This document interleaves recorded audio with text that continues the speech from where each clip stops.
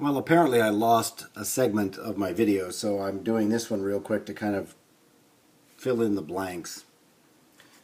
At the end of part 2, you saw I was going to try and put this PowerPoint cartridge in the tone arm using half of the original cartridge. And that worked well enough. It went in there fine. I managed to get it in there fine. This made a nice spacer, and with a couple of washers to help hold this in place. I didn't even have to shorten the screws. It worked fine. But the problem was, once I got it all in place, I found out that the PowerPoint cartridge was hitting right here. When you try to lock the tone arm down, it would land about there. And you couldn't get this tone arm to lock down the way it's supposed to, because that's how you turn the player off. You push the tone arm down until it locks, and that shuts the player off. And I looked at it for a while, and I tried to see if I could possibly move it up in the tone arm a little bit and try to make it fit in this space. But you can see it just, the angle on it is just not going to work. The original cartridge, when it was in there, was very flat. It just sat in there like that, and just, the tone arm just sits flat on the record, whereas these PowerPoint cartridges sit in there at an angle. So I decided to give up on that. It's a 0.65 volt cartridge, but since this is a 3-tube amp, I think I will do okay using a 0.5 volt P51. This is a P51-3. The 3 stands for a 3mm stylus, which means this is for a 78 player specifically. It is a mono cartridge. It's one of the few mono cartridges that's still being manufactured today. It's brand new.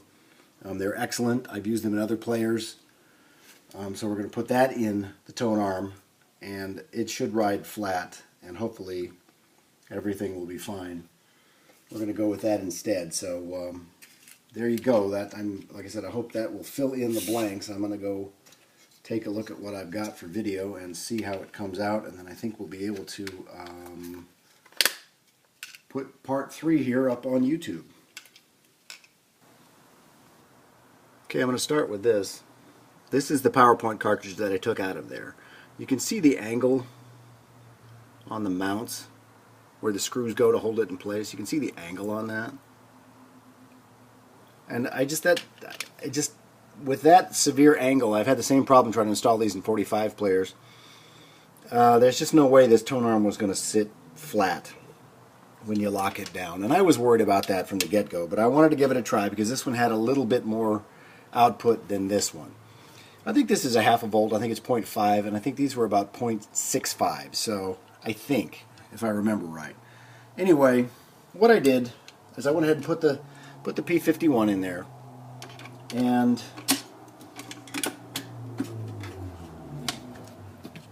pretty flat. It also hits right there, just like the PowerPoint did, but the difference is this one's flat enough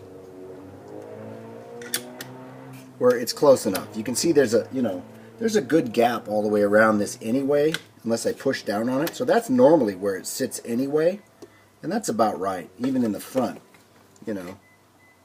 It's not bad at all. It actually looks fine. So we're going to go with that because that cartridge sits flat, and it's just going to rest flat on the record instead of being at that funny angle that these PowerPoints, they come out, they sit in there like that. Maybe not quite that severe, but that's pretty much it. The other thing I'm doing is, since I'm putting that in there,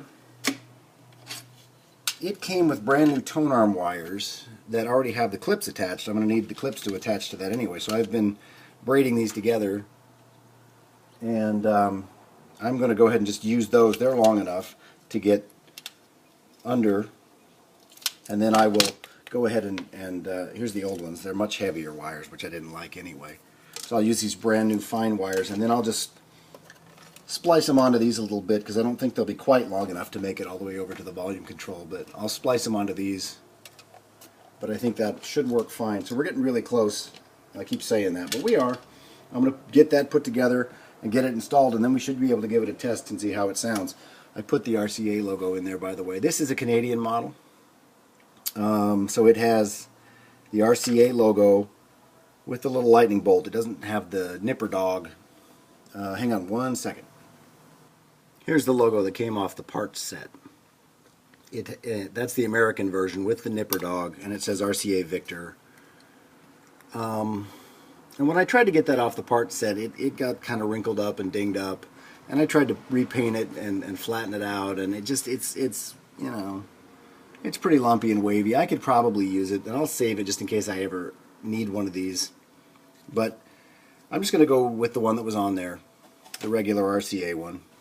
I got that to focus. It is, like I said, it's just RCA with the little lightning bolt underneath, you know. And I cleaned it up as best I could and shined it up as best I could, but I didn't want to overdo it because they are so thin. They're just barely thicker than tinfoil, and you know, I could destroy this in a second if I just, you know. So that's what they look like. So I'm going to go with the Canadian. That's what it is anyway. If you look at what's left of the sticker inside, it says it's a model 63EM instead of a 63E Canadian model. So there we're at. So I'm going to get this all put together, get the tone arm wired in, and put the motor plate back in, and then we should be able to see how it sounds. Stand by for that. Okay, there it is. Let's give it a quick test. The switch works. Let's give it a second for the tubes to warm up, or a few seconds for the tubes to warm up, and let's see what it's got.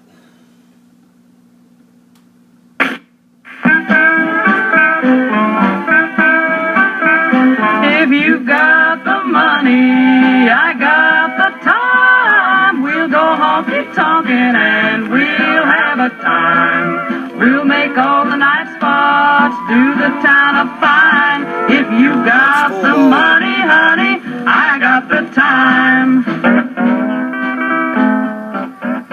I guess I didn't have to worry too much about the output, you know.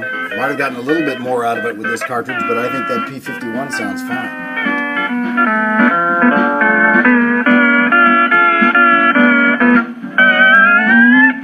There ain't no use to tarry, so let's start out tonight. There you go.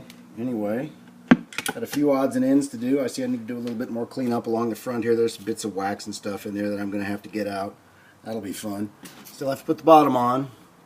Other than that, it's good to go. I got to get the little C-clip there that holds this platter in place, and that's about it. So I think we'll call it good. I don't think you need to see all that. It's like I said, it's just very minor things that I need to do to get it finished up. So you just saw it, you just heard it. I think we'll just call it good right there. So thanks for watching.